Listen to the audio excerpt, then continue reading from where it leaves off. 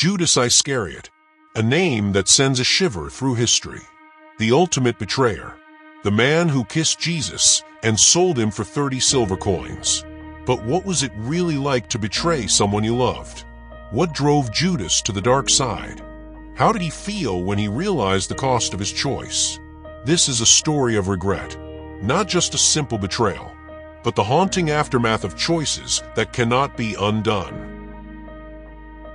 Judas didn't wake up one day and decide to betray Jesus. His choice was not a sudden whim. It began as a whisper, a subtle shift, the promise of something greater, a more powerful position, a more secure future. But Judas was a man of contradictions. He was one of Jesus' closest disciples, yet he never truly understood the kingdom Jesus preached. He was more concerned with the present than the eternal.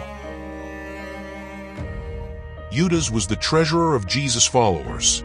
He held the purse, handled the money, and money was a temptation that began to pull him. Greed is powerful, isn't it?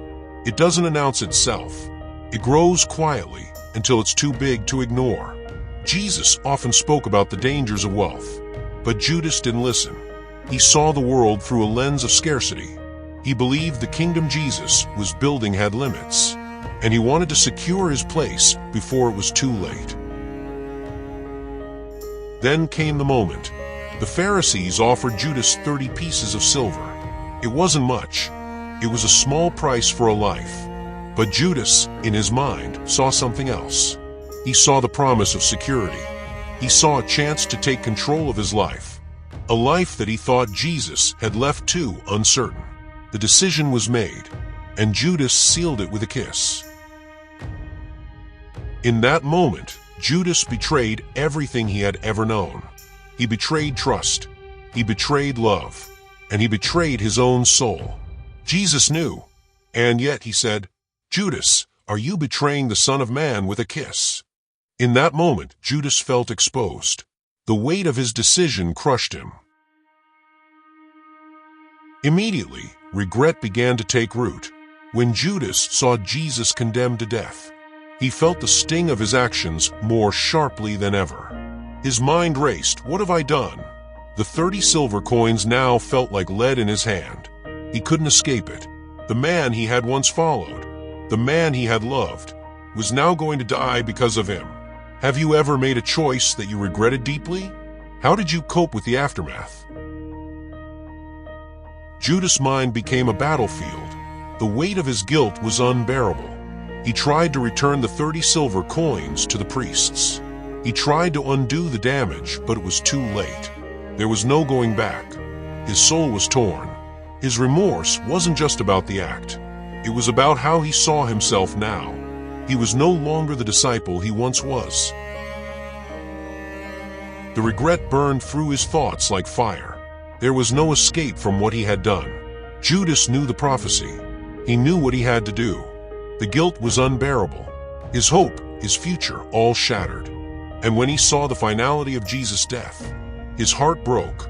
He felt worthless. In his desperation, Judas went to the temple. He threw the coins at the feet of the priests. But even the money couldn't save him.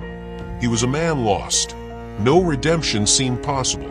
He had sold his soul, and now he had no place to return to. Judas' story is one of deep regret and hopelessness.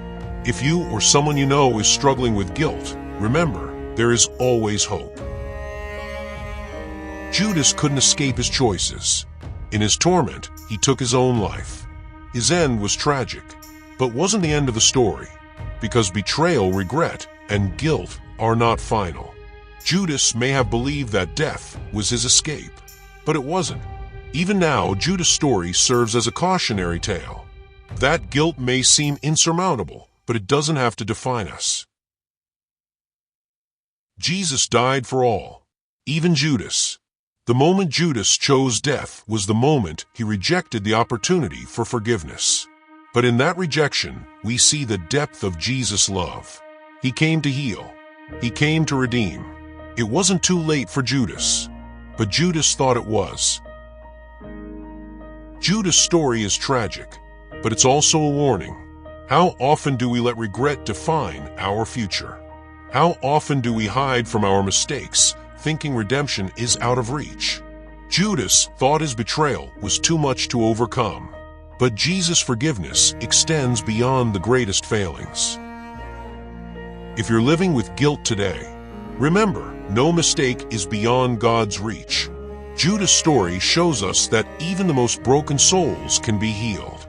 Your story isn't over yet. If Judas' story spoke to you, share this message of redemption with others who need it.